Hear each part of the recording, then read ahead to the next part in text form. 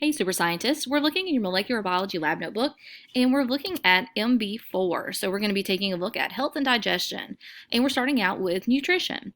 So, nutrition is looking at the proper amount of fruits and vegetables, the proteins, carbohydrates, fats, things that your body needs in order to function properly and in order for different cellular processes to take place.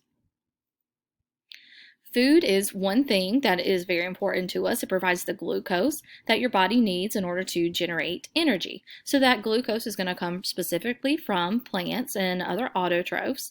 And proteins are super important because proteins are needed for growth and repair of cells and tissues.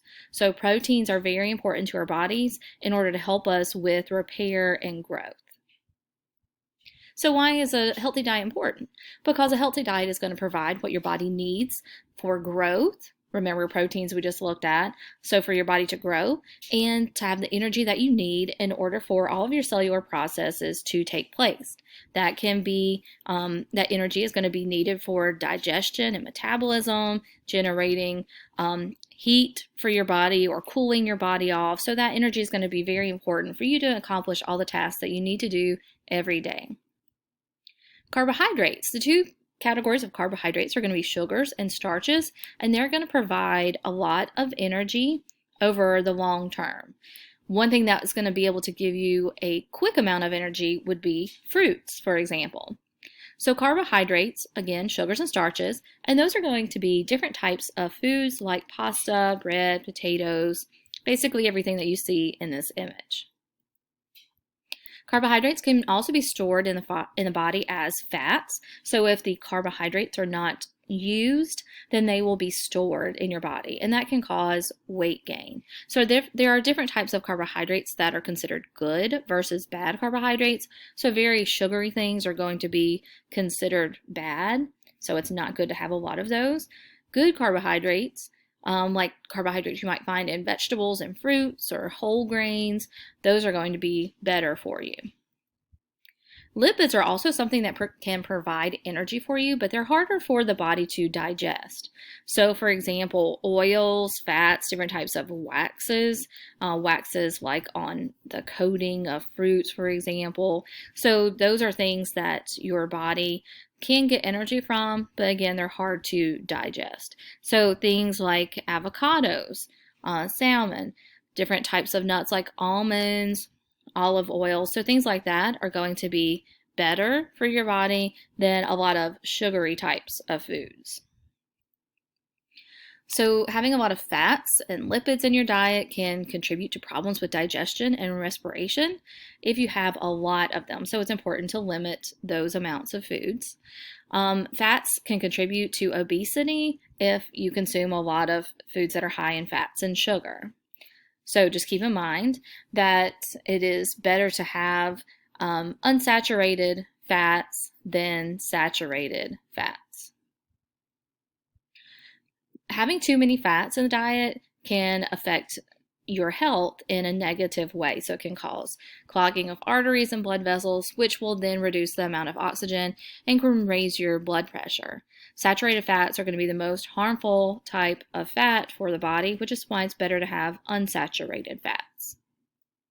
Diabetes is one example of a disease that can be caused by having too much sugar or fats in your diet. That can be linked to cardiovascular, heart problems, and obesity.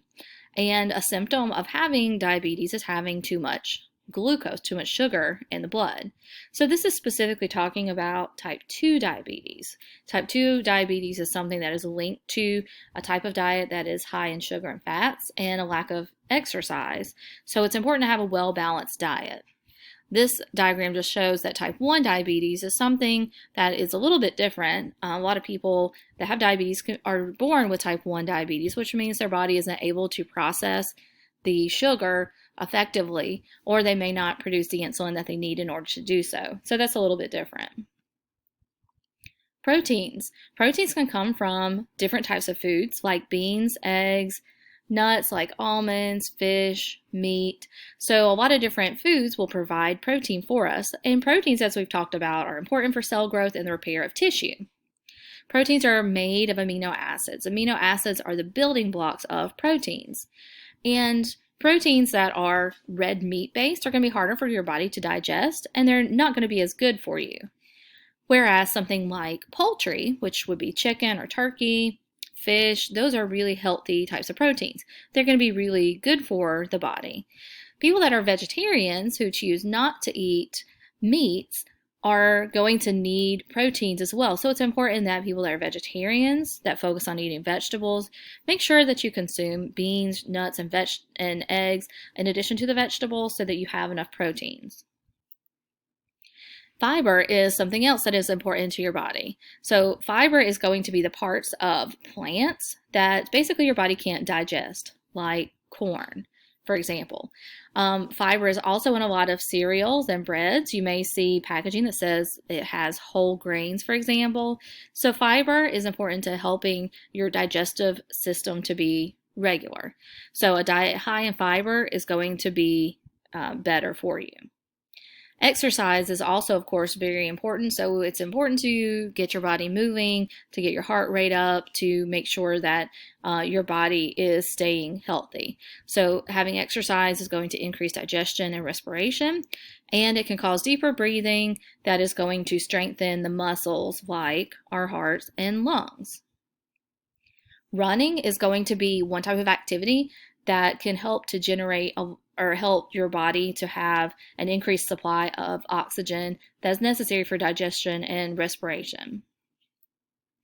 Breathing, the process of breathing, is taking in oxygen, taking that air in, that oxygen that we need for the process of cellular respiration. So breathing is important for digestion because it's going to provide that oxygen that is needed in the mitochondria to break down the glucose in the food that we eat. So after digestion has occurred, the oxygen that is needed for breaking down those molecules is going to end up in the mitochondria, and different foods that we have eaten, like water and fiber, unsaturated fats, those things are going to help us have a healthy digestive tract, whereas the oxygen is going to help us with breaking down those different food particles in order to generate energy. And the last thing is looking at body mass index, BMI. So the body mass index, if it is high, if your body mass index is high, then that's not very healthy. The BMI helps you to have a better understanding if you are underweight or overweight, and having a diet that's high in protein, water, and unsaturated fats is going to help you to have a healthy BMI. And you can pause this video so you can look at this chart here and this information to be able to calculate your BMI to make sure that you fall in a healthy range. Let's wrap things up and look at what different systems in your body work together to produce energy for you during cellular respiration. So the respiratory system, that is going to help you in taking in oxygen that is necessary for cellular respiration. The circulatory system is going to help to circulate things through your blood. So your oxygen is eventually going to end up, after being taken into the lungs, it's going to go into the alveoli, and it's going to get into the bloodstream. And that's going to be circulated throughout your body. And it eventually will carry that oxygen to your cells. The digestive system is going to be responsible for breaking down the food that you eat. So we're going to be taking in the glucose or sugar that is provided by plants initially, and that glucose is going to be, the source of that glucose is going to be our food. Cellular respiration is going to take place in our mitochondria, in this structure right here. And in looking at this process, this chemical equation here, cellular respiration is going to generate energy, ATP, by using oxygen that is provided from the respiratory system from the process of breathing, and glucose, that is C6H12O6 from the food that we eat, specifically originating from plants, and that is going to produce carbon dioxide that we breathe out, water, you cry it out, sweat it out, pee it out, and energy.